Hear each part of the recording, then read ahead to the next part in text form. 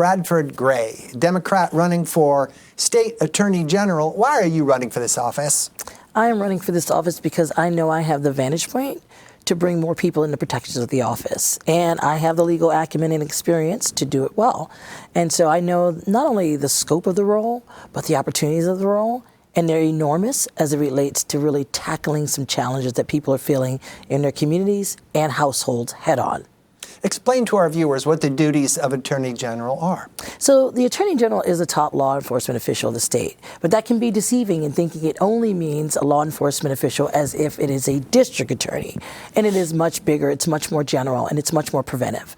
One of the things it does is it goes after major crime dealers. And so where we're talking about people who traffic guns or traffic judge or traffic humans, the Attorney General's office plays a huge role in that. But it also protects people at some very basic areas of their life and their life access to services that improve their opportunities, such as making sure consumers of healthcare services are protected from healthcare industry or where they're being denied access, making sure consumers of products are protected, and really protecting people from very basic human rights that are being either altered or at risk of losing. And it also makes sure that it defends really common sense, good laws that are on the books here in Pennsylvania. So it really protects people from the protections that our Pennsylvania Constitution has afforded, like the right to clean air and clean water and the right to be properly educated. Now, that might not occur to some of our viewers that that's under the Attorney General's purview. Tell me more. Oh, my gosh. It is pretty much more the vast majority of where the resources of that office goes, right? There's a lot of people that don't know that the Attorney General's office has an access to care unit where we're looking at opportunities to advocate for people when insurance companies are either denying them access to vital care and services or they're discriminating against them in some way or some fashion because of a prior existing condition. And that usually comes in when you have mental health or addiction issues, whatever that is. They also don't know that the Attorney General's office is standing in the way of making sure people have housing stability and they're not being predatored by predatory practices that are going on in some of our neighborhoods where people are buying up the market of housing and price gouging the rents so much so that people can't afford them and it's unregulated. And this is where the Attorney General's office can offer some really good accountability and assistance and policy advocacy around that area. And people may not know that when you are being defrauded or when you are being predatored, and I think Josh Shapiro showed us this when he went after student loan companies for predatory practices and when he went after employers for stealing tips and wages from service employees. It's the Attorney General that actually stands up for people who cannot fight more sophisticated, well-resourced, and powerful interests. And speaking of standing up, tell me more about the Attorney General's responsibilities in helping protect a clean environment. In other words, Pennsylvanians have a right to a clean environment, don't they? Absolutely. So it's in our Constitution, the Clean Air Act. It's one of the basic fundamental rights that we have. And so whatever company is polluting our water or our air, the Attorney General has the opportunity to go in and use a number of tools to deal with it. You know, there are some things that are, unfortunately, they're large and they're issues that we have to streamline and create more protections for people around. That may not be there right now. The Attorney General has the ability to investigate, understand where the harms are, and advance a number of options to deal with it.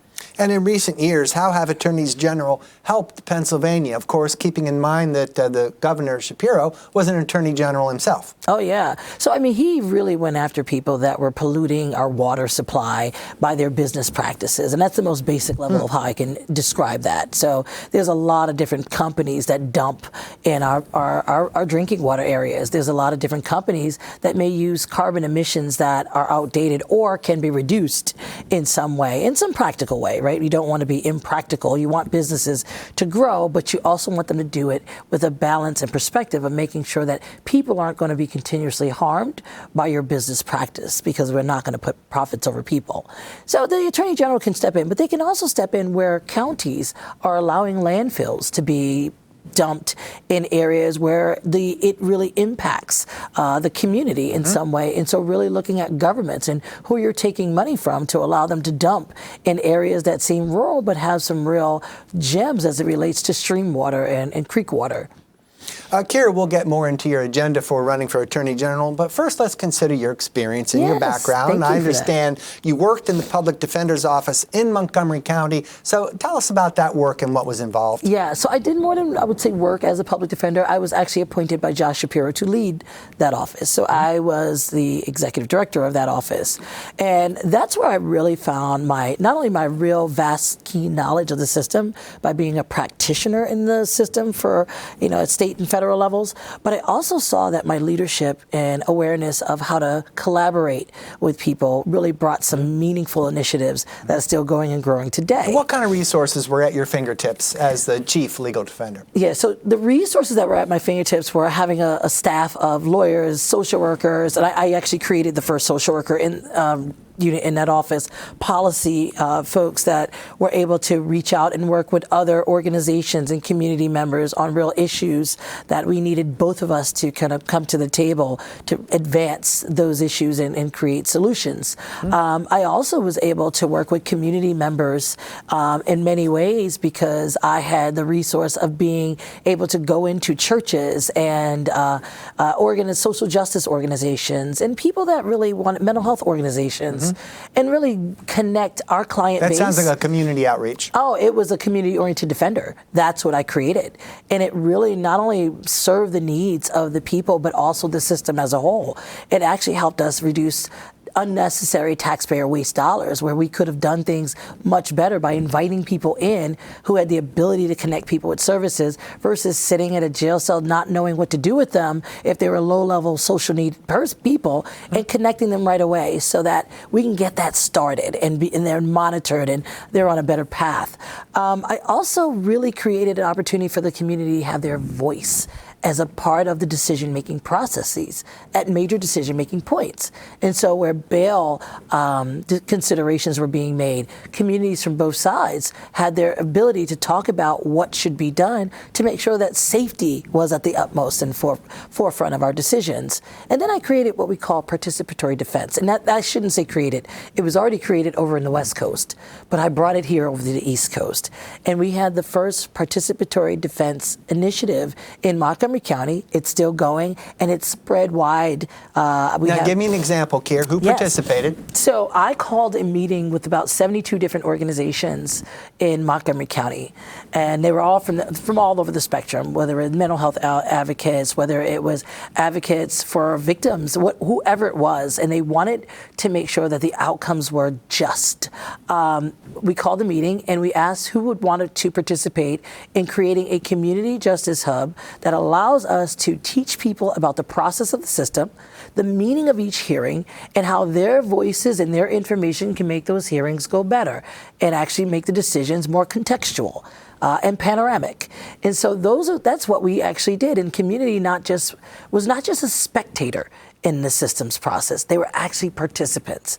They actually had access to people in it. They actually had a voice and of understanding and awareness for decision makers. And they were able to do something that I couldn't do alone. They were like my untapped resource. They were able to get videos and promote different people and witnesses that we couldn't bring. And so this is how empowerment began, with respect to really understanding the process and the practice of the justice system to be real participants. Now, within the Office of Public Defender, you said that you created this unit of social workers because it sounds like it didn't exist before. No. I found that somewhat surprising. Why did you think it was necessary to put this unit together? Well, I came from an organization, the Defender Association of Philadelphia, where I started, that had social workers as part of the interdisciplinary team. And you needed that, right? People come in not just with their legal issues, but with their social issues. And if you address their legal issues and not their social issues, well, they're coming back. And so part of our practice, our service delivery, was looking at the person and not only what they needed to do for their legal issue, but also what they needed to do to improve their life. So they did not come back. And so we were able to connect people with various things, whether it's housing needs, jobs, mental health opportunities, drug addiction supports, and just regular supports in the community if they had children and needed more supports. We were a full service. And when I got to the Montgomery County Defender Office, they only had social workers in the jails. And so what about those folks who were on probation and didn't go to jail? What about those folks who really didn't feel comfortable telling someone else other than their lawyer what was really going on with them? And so this is where I said we need to make sure that we have a full service opportunity to improve people's lives and keep them from coming back to the system. Now, considering your campaign for PA Attorney General, what was the value of all this experience we've just discussed? How can it make you a better Attorney General? Well, it allows me to see not only root causes, but it also makes me understand how crime is really perpetuated and committed and who is responsible for different parts of it. Because I know the people that I represented, they didn't have access to go buy guns. They couldn't go and make guns. So there's suppliers that they get their guns and their criminal illegalities from. I know those things because I've interviewed hundreds of thousands of people that talk to me about broader opportunities for them to do the things that they've done. I can use all of that vantage point to make sure that we're targeting crime in the right areas and that we're holding people accountable and we're filling any gaps that any good defense counsel will have when we pick the fights and go after these folks. Now, I understand you're the chair of the PA Commission on Crime and Delinquency. And before you tell us about that position, tell us in short what their mission is, what they're trying to do. Yeah. So I'm not the chair of the organization in itself. I'm a chair of a subcommittee.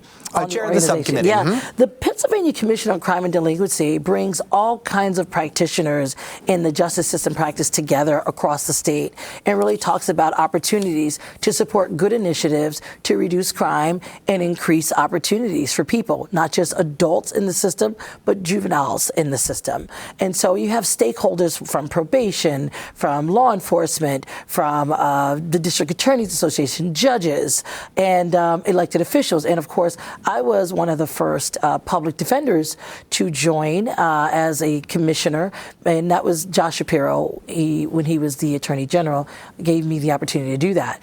And then Governor Wolf actually appointed me to chair a subcommittee on the Pennsylvania Commission on Crime and Delinquency called the Racial, Ethnic, and Disparities Committee, and RED for short. But we work with people from every aspect, law enforcement, probation, community, to really come up with ways to look at our system's weaknesses and its strengths and see how we can improve the strengths and really reduce the outcomes that are disproportionate, where we can see it really impacts one group far more than another group. And right now, my focus has been on pretrial practices across the state, looking at where we can improve outcomes and where we can improve improve decision making. So I would say fact-based decision making is where we want to be. I don't know if you've ever seen a preliminary hearing where it's a bail decision that's being made. Well, many people don't know, but it's about a 1.5 to 2 minute consideration. That's a very huge decision, life-altering decision to make with very little facts and information. So for me, I want to make sure that we build into our system structure the ability to make informed decisions so that when we do, we get it right more than we get it wrong, and we advance public safety and not make people more desperate. That's the only goal.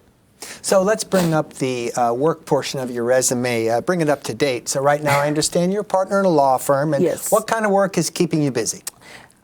This? No. What I do at the law firm right now, I'm at Montgomery, McCracken, Walking Roads, and I'm very fortunate to be there because I've been able to do some really cool stuff, like one, incorporate some great nonprofits that are doing great work in our state and local areas.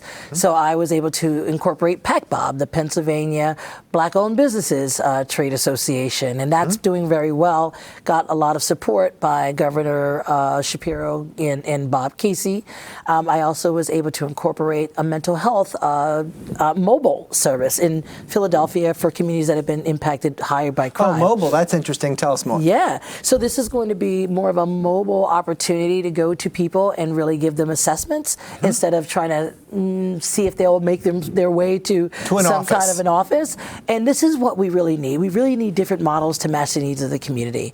But I also want to just talk about in my current practice, I also do government investigations, and I've had some great opportunities there.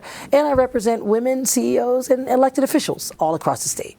Now, what inspired you to take up the law in the first place? Then we're going to turn more to your agenda about Attorney General. I love this question. I didn't really know much about lawyers because I didn't have access to any lawyers when I was growing up, except for one time. My mom was a parole officer, and her job was a very great job, union job, stable, and she worked her way up through the ranks. And one day, her employer fired her and her African-American coworkers, and they had been there for really over a decade. And so it was... Were they given reasons? The reason was they didn't pass certain tests that they just abruptly administered. And, you know, people who didn't have my mom didn't go to college, so it was really a interesting test that really was skewed towards people who did not have a high school or had a post-high school degree. My mom and her coworkers did not, and they were not given an opportunity to look at their performance contextually. And so there was a woman that came to my home and organized these women that were fired. And I remember seeing the whole... She was a lawyer? She was a lawyer, and her name was Barbara Arnwine. She's still a lawyer today. I've never met her in my adult life, but apparently she does a lot of civil rights work all across the country. And I've always wanted to say thank you to her, because when I was a little girl, I saw that woman give my mom and her coworkers the hope that no one else could at that time, because, you know, this was about a 2.5-year ordeal where they had lost their jobs. And it wasn't until she went into court, she fought for them. Racial discrimination was exposed, we're talking about in the 80s, and they got their job back. And I got my mom back, and I saw the power of the law to protect families like mine. And I said to myself, if that woman can go into court and make everything good for my family, that's what I want to do. How much of the Attorney General's agenda is at your discretion? And if you win, where would you start? Wow. I think every Attorney General has a discretionary priority list. But in addition to the duties as we've defined before. Oh, and that fall within the duties, because the duties are very broad. You know, I mean, we're talking about consumer protections. You can take it anywhere from banking to student loan practices to fraudulent, advertising in ways for construction that doesn't get, completed and people get stuck with the bag. You can do so much there, offering those. You can also look at healthcare options. So for me, I see a lot of root issues that people feel very unprotected by, and I want to make sure that I give a voice to those things. Right now, people are feeling, one, like life is way too expensive and they're being taken advantage of at every turn. I want to offer greater financial protections for people so that they're not price gouged, they're not being predatored, and they have access to wealth. I know people feel very unsafe in certain parts of our Commonwealth from a lot of violence and a lot of people that are seemingly not being held accountable for causing destruction in our communities. So I want to really go hard after gun traffickers. Anyone who puts a gun in the hand of a child or someone who shouldn't have one will be held accountable. I want to go after human traffickers, because this is becoming a large, business that vulnerable people are really getting looked over in terms of what human trafficking looks like, because people think it looks like that horrific thing on TV where someone's shoved in the back of a van and, held in a basement. Yep. But people are very mentally human trafficked when they feel like they have nowhere else to go, and this person who's exploiting them is the one that's taking care of them. I know what that looks like, because those people are generally some of the people that I've represented, and they've had to do some very horrendous things because they were under the guise of certain folks. I also want to make sure healthcare and women's rights and women's issues are brought to the forefront, and protect workers from being exploited from employers who either steal their wages or don't give them opportunities, advancing pay equity, especially with women. This is 2024, and women are still not making the same amount on the dollar as their male counterparts for doing the same job. There's so many things that we can bring to the forefront with this role. And me having such a vast perspective and vantage point of living in this world as a woman, understanding what that feels like, and having the vantage point of working class people who are struggling with protections, I can do a lot, and I can only do a lot with the help and collaboration of community. How can you prevent young people from entering the criminal justice system? Awesome question. So first of all, the staple of some of our public safety issues and of course our opportunities for children are housing stability, making sure they have a home and an environment that allows them to learn and reiterate what they had in a well-resourced school environment. Because you can give a kid a decent school environment, and that should be a good opportunity to start. But if they come home and they have nowhere to do homework, if they come home and they have nowhere to eat or sleep, those two things have to be synonymous. And I know that that is something that I've seen time and time again, that about 85% of the children that I represented did not have. Those two things, a stable home and a good educational environment. And so if that profile was so proficient in this system, then I know that's got to be one of the reasons and the causes that we've got to improve. And we have a nice a ruling from the Supreme Court saying in Pennsylvania our school funding is unconstitutional. I plan to be able to use that to raise awareness about what we should be doing to make sure that kids have an opportunity to compete. Let's get back to consumer protection. And how well is the law keeping up with advances in technology and communication? My point being that it's easier to be taken advantage of these days when you have the sum total of the whole world in your smartphone in your pocket. Yes, and it's easy to be taken advantage of when you have companies that target children and other people, manipulate them into believing that these are what they should be doing. So attorney generals are going after big tech companies, Meta, for doing things like manipulating the minds of kids and thinking they have to buy diet pills or do all these different things, and they're really harming them psychologically. Same with young kids that are, really using their smartphones profusely, because they make money by advertising and keeping kids addicted to it.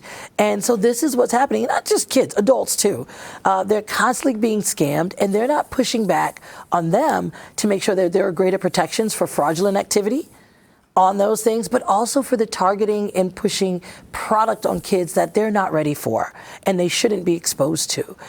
Those are things that we are really, speaking into existence, attorneys generals You're going to will it into existence. Attorneys generals are really, really pushing back on. And I do think as AI grows, we're going to need to look at its long-term effects, because we have to be able to have short-term metrics as well to understand that is this getting away from us? And the governor has an office to address just that. Yes, and it's really great to be able to have the legal arm as the attorney general to be a part of that. And I would love to again work with Josh Shapiro on something like this. How much digging would you like to do to prosecute public corruption? That occurs to me as another fundamental thing that you would do as attorney general. I would go wholeheartedly into that, because you know what? I think our system has to be credible. And only to be credible, you have to make sure that no one is above the law. Whether you're in the State House or the White House, you have to comport with the laws. And it's even more important that people see people in elected, trusted in positions to comport with the law. And so for me, I do think there are levels to behaviors, that there are tools that you can use at every level to figure that out. You don't want to witch hunt people just to ruin their credibility. But where there is real smoke, we will look at it. And if there's fire, we will deal with it.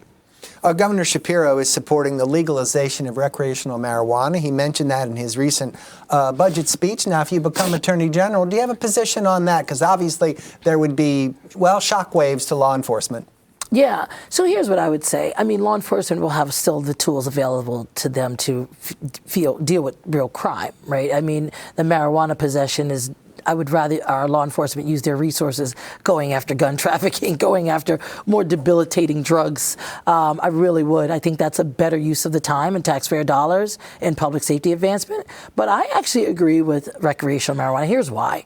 Because I've seen us not be able to stop the marijuana use, period. And I think it's probably better to tax it and regulate it. So now that it's not going to be as black market, you know what's going in it, because fentanyl is sneaking into marijuana these days too. And we have the ability to regulate that drug that is no longer looked at as a debilitating, more destructive drug. And so as people are growing in the business and making millions and millions off of it, the state should get some of that return investment, and it could be put to a lot of good use. We can also start doing things to really reduce that odor for people if you're able to sell it and really make it into an industry where we're looking at the forms of it that still have the benefits that people like, but less of the stuff that people don't like. So there'd be regulation, there'd be kind of a chain reaction of things that would have to go along with legalizing the drug. Absolutely. Yeah, you couldn't just say, oh, okay, everyone just do what you want to do. No. You have to think it through. Yes, just like alcohol. It was first outlawed before, and then it became legalized because you couldn't stop it, so regulate it and tax it. We have just a few minutes left in our interview, and if you become Attorney General, that would make you the first female black Attorney General. Or male black Attorney General. It's his first black Attorney General. To you, what's the significance of that accomplishment? Oh, man, I'm not adverse to being first. I shouldn't say adverse. I'm not a stranger to being first. I just hope that we can stop seeing first, in our lifetime, right? I don't want to see that. But I think it's significant because people of different backgrounds and different experience bring different perspectives to a role.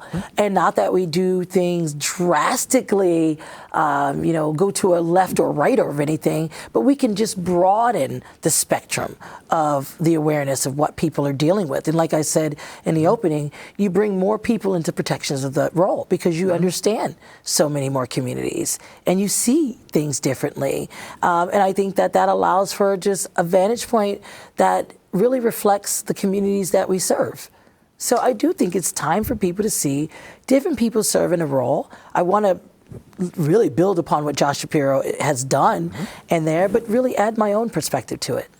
Keir, the last question. Use our remaining time to tell viewers why they ought to vote for you.